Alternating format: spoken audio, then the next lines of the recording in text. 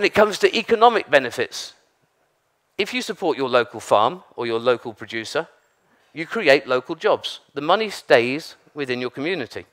It doesn't get passed out. Now, I know there are things that people might sit on Amazon after you've gone over and bought your chicken and you spent your £20 or 20 euros on your chicken, and that bloke might go on Amazon and spend the money out in America. But generally, the money stays within your local community, so it benefits your local place. And then the most important bit, I think, is the quality benefit. If you buy locally, so I live in Denmark, between Denmark and London, fairly cold. If I want a raspberry, I have to buy it locally and seasonally within a very short window of time. That fruit will have been picked freshly for me. It'll have a shelf life that's limited, but the flavor of that fruit is incredible.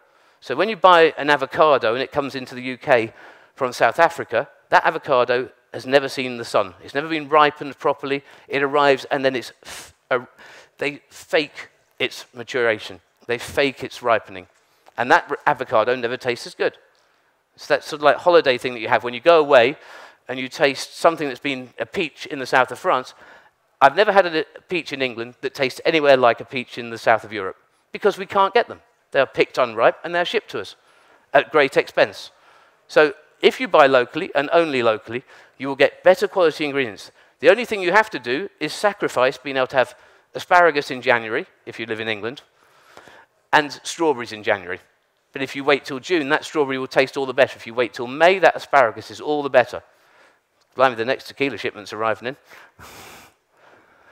Okay, so let's talk a little bit about seasonal. Because again, seasonal is one of those words that has different meanings. Seasons in Greece, I imagine, are slightly different from the season in Denmark, where I am at the moment. It's suddenly got bloody cold in Denmark. Everything is dying. So you have to think outside the box if you want to make things with seasonal ingredients in somewhere like Denmark. But every place in the world has a season. I spent some time about a month ago talking to a fantastic chef from Mexico City who has a place called Bistro Maximo, sorry. A guy called Eduardo, who's the head chef. And I was trying to talk about seasonality because I brought him some drinks over for him to taste, and we were talking about seasonality. And he said that seasonality doesn't occur quite in the same way. They have a wet season and a dry season. And so he has ingredients for much longer times. But there is always a peak when they are at their best. And that's when he purchases it. He gets his corn from this area when it's at its peak. He gets his corn from another area when it's at its peak. And he abides by the seasons. And I think it's very easy as a bartender to take everything for granted. That you can literally sit at the end of the night at 3 in the morning and go, okay, I need 2 punnets of raspberries, a case of lemons, a case of limes, a case of strawberries, whatever it might be, and not think about the actual quality of the produce. If you suddenly become restricted, and I work with a chef in London who, if he's not putting it on his food menu, and he only puts seasonal stuff on his food menu, I cannot have it in my bar. So he then restricts what you do. But you have to think more creatively. You have to think for other flavors that represent those things. In fact, I think maybe we need a drink. Can we do the first drink? So we need to start looking in a more creative way. If you work seasonally and you work with nature, you have to use your imagination more.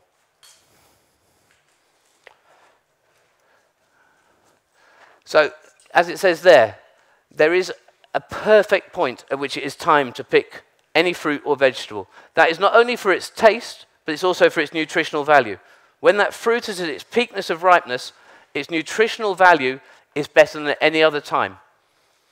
Now, I was going to say that when I was out in America, I didn't think Americans understood that citrus was seasonal. I think probably being here in Greece, you probably do understand that citrus is seasonal. It's something that if I'm in the UK, I've become increasingly aware of. I used to just order lemons or limes. Now we choose which citrus we have at what time of year, depending on where it's being produced, in order to get it. So bergamots will start to come in December.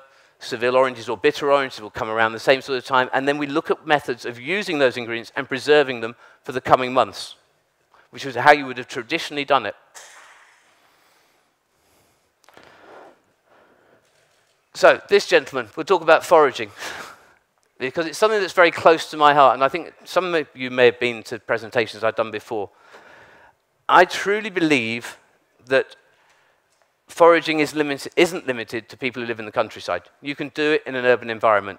And you not only can you do it in an environment, you are physiologically and genetically designed to forage. As humans, I can reach up into the trees with my arms so that I can pick an apple at the right time of year when I go foraging for it. We walk on two legs so we can bend down and pick things up. We have these articulated thumbs. Our bodies have not changed since our diet was a majority foraged thing. So it actually not only does something physiological, when you walk around, you start to look at things in a different way. So when I arrive in the city, so I arrived in Athens today, when I drive down the road in the back of a car, I look out of my window at things that I think might be food. It's a very different way of looking at the environment you live in, especially if you're in a city, because I think the cities can be relentless and very, very stressful. And about 10 years ago, I started going out into London and getting ingredients for cocktails, which everybody thought I was fucking mad to do. But what it was sort of like a relaxation. And also, you start to look at the world differently. You start to look at the trees. You start to look at nature. You don't look at the concrete tower block. You look at the crack in the pavement where the herb is growing. You perceive the world in a different way once you become attuned to it. And as soon as you start to understand your environment, it's something that continues. So everywhere I go now, I arrive somewhere and I start to see possibilities for flavors, possibilities for making food or drink. That weird gentleman actually that was on there, we'll go back to this weird man.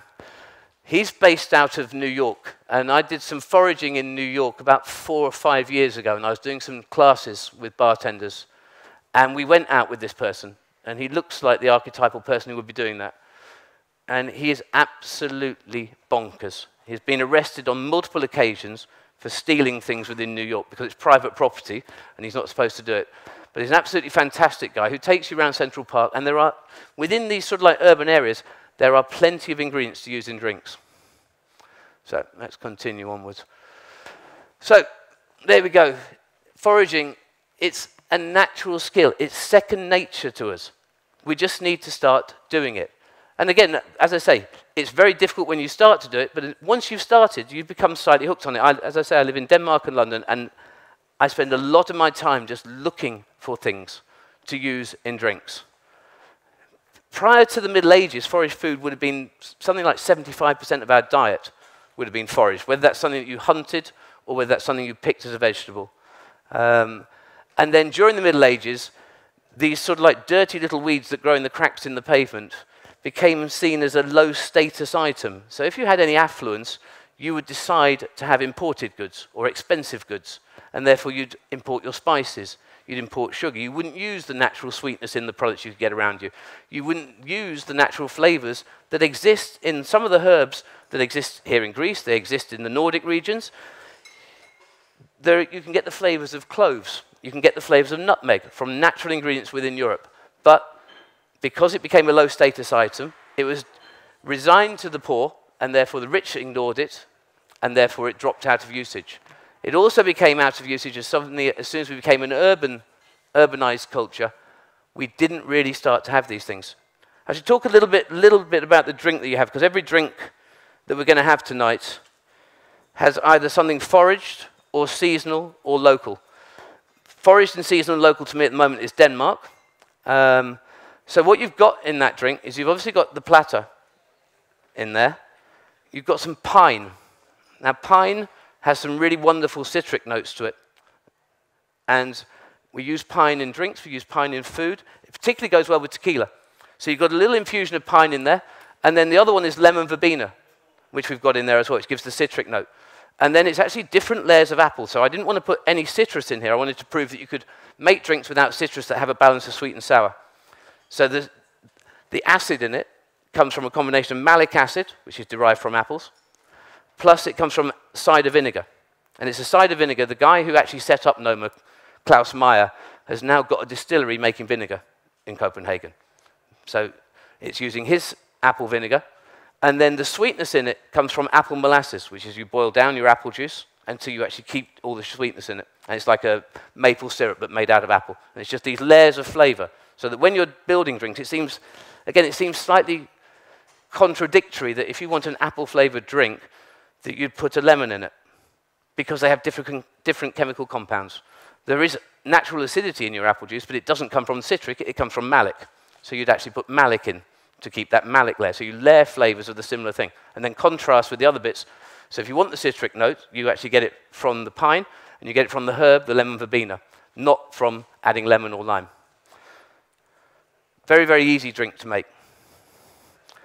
So again, if you look at this thing, I think if you read it, that 95% of our time on Earth we've survived from foraging. We are naturally designed to do it. Again, there's that 24-hour clock thing, but we've basically lived on it for the last 6 minutes. We've been having an agricultural life. We have always lived on forage food. So, if you are going to go out and forage, first thing, go out and buy a guidebook. Do not go out and just pick stuff. And I actually did this in San Francisco and went into a park in San Francisco and picked what I thought was going to be sweet Sicily, and it actually ended up being hemlock, so I was fairly ill. So you need to get a very, very good guidebook or go out with somebody who knows what they're doing. But it's very hard to get poisoned. Again, once you get used to your environment, you start to recognize where things will grow, the sort of tree they might grow under, the sort of shade they like, the light they like to have, the other plants they might grow next to. So you actually become very good at recognizing things. When you go out, don't go out there, and I've made this mistake, you go out there and you see a load of, I don't know, elderberries or elderflower, and you decide to harvest everything. You hack the hell out of the tree, and then you leave nothing for anybody else, and then you bring it back, and like most people, you're fairly wasteful, because we're from the West, and half it goes in the bin. Only take enough for what you need. Then again, pollution again isn't quite such an issue. It's less of an issue actually in the cities nowadays than it used to be. Because cars are actually fairly efficient, you can pick things in the city. The city isn't the problem. The problem is actually when you go out in the countryside and you actually go back to next to one of these industrial farms and they tip loads of pollutant and insecticide all over everything. That's what you don't want to pick. So don't pick those sort of products. And then finally, obviously, you don't go into places where it's a nature reserve and pick like the rarest orchid on the planet and then decide to garnish your drink with it. It seems fairly logical, but you don't go to protected places to do it. I think it would just be interesting if we have a look at a couple of thoughts from people who actually I really respect. René Redzepi from Noma, and I think this is something I took bartenders out in London, into East London, picking cherries one summer about 5 years ago. And on a lot of these derelict bits of land, you find where somebody did have an orchard and it's gone feral, and then it actually produces better. And there are plenty of places in the cities. You just need to look for them. And René talks about that quite obviously there, where he talks about going out with his chefs, and he does this every morning. They go out around Copenhagen looking for things to cook. And it's that bringing you closer to your raw ingredients. We all go to distilleries, so actually we're very knowledgeable about distilleries, but we don't go to farms. We don't go and see where a strawberry is grown. We don't know how a lemon is produced. We don't know what a lemon would look like necessarily on a tree. We wouldn't know what a lemon tree looked like. So it's actually going back out and actually getting as much understanding of the other ingredients you use in your drinks as you have for the spirits, because we're all very, very eloquent when it comes to talking about spirits. So I would highly encourage it. Again, the only other thing that I could say is, if we don't do it, we will lose all this knowledge. There are so many wild flavors out there that are incredible flavors with huge intensity, quite often higher intensity than the pre-packaged supermarket ones we get.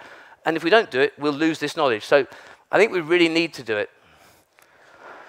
Okay, so how can we engage in these three ideas of local, seasonal, and foraged? It's fairly easy, as far as I'm concerned. The first thing to do is telephone the people who supply you and talk to them about it. And I know it seems fairly logical, but I remember for years I never spoke to anybody on the end of the phone. I left a message, and I never knew what they had coming in. They never told me what was coming in. Now, when I run a bar, I demand that they send me a product list every other day with what's coming new, what the price point is, because you can normally gauge by the price point whether something's seasonal, where it's coming from, and who's supplying it to them. Then you know about the quality. So you want to get that dialogue going. The other thing is you want to make local contact, because a lot of the time, farmers don't really know what to grow. So if you want something, the way to get it is go and ask the farmer how to get it.